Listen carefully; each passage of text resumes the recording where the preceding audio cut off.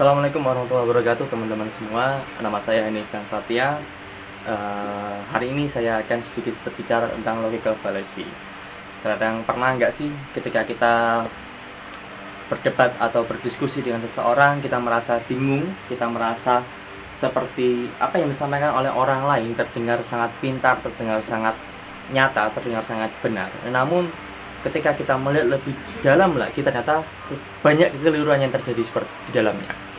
Hal ini sering kita lihat dan sering kita dengar di media sosial maupun di pertelevisian ketika dalam acara perdebatan dan lain sebagainya.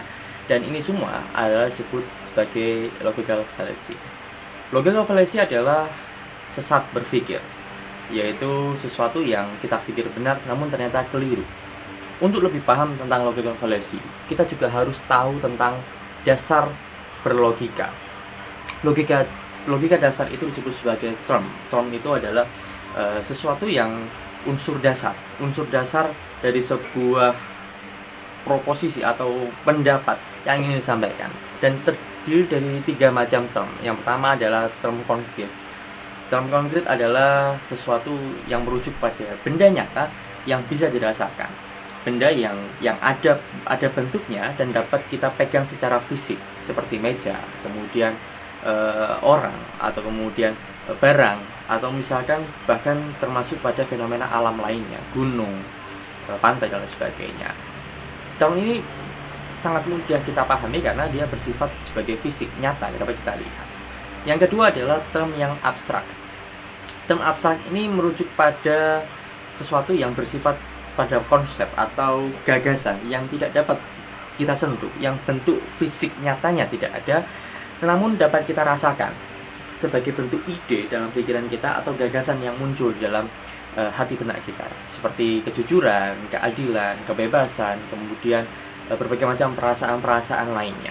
Meski hal-hal ini tidak dapat kita lihat, tetapi term ini adalah argumen yang bersifat filosofis, menggambarkan sesuatu. Kemudian yang terakhir, yang ketiga adalah 2 term, yaitu term khusus dan term umum. Term ini digunakan untuk menyusun argumen yang lebih jelas dan lebih tepat. Ketika kita menyampaikan sebuah argumen, terkadang kita merujuk pada sesuatu hal yang umum terlebih dahulu, baru kemudian kita menunjukkan pada sesuatu hal yang lebih spesifik.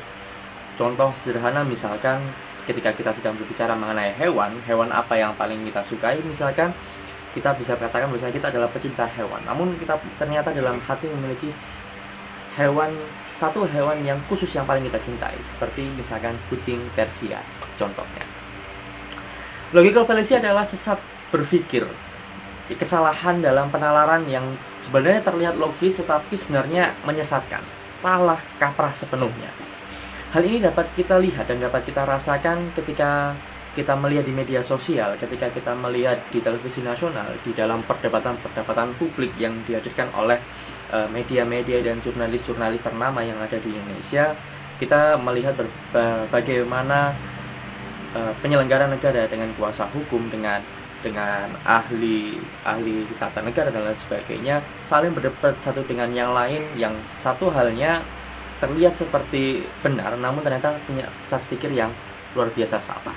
Ada satu sesat pikir yang disebut sebagai ad hominem, yang dia itu adalah sesat pikir yang dimana lebih menyerang pada personal namun tidak menyerang apapun terhadap argumennya.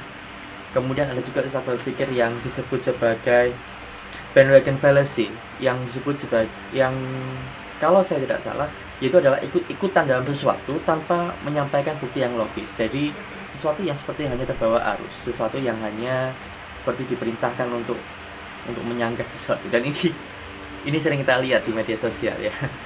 Lalu seperti apa sih cara kita agar terhindar dari sesat berpikir, atau kita bisa menangkal atau melihat orang sudah menyampaikan sesuatu yang bersifat sangat menyesatkan dalam pemikirannya? Yang pertama adalah kita harus paham betul bagaimana menyampaikan argumen yang baik dan bagaimana argumen yang baik itu disampaikan. Yang pertama, argumen yang baik itu pasti harus memiliki sebuah klaim yang jelas. Kemudian dia memiliki premis, ya, bukti alasan dan bukti pendukung yang jelas mengapa itu disampaikan.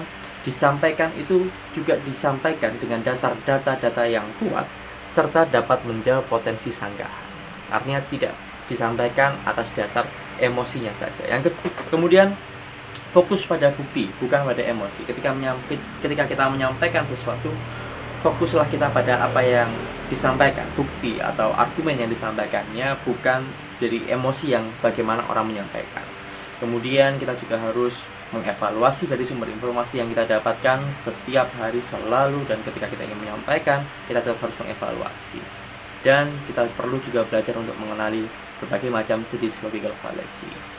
Teman-teman semua, asah terus kemampuan berpikirmu, logika yang sehat adalah dasar komunikasi yang kuat. Itu sedikit yang bisa saya sampaikan terkait dengan logical fallacy. Sampai ketemu lagi.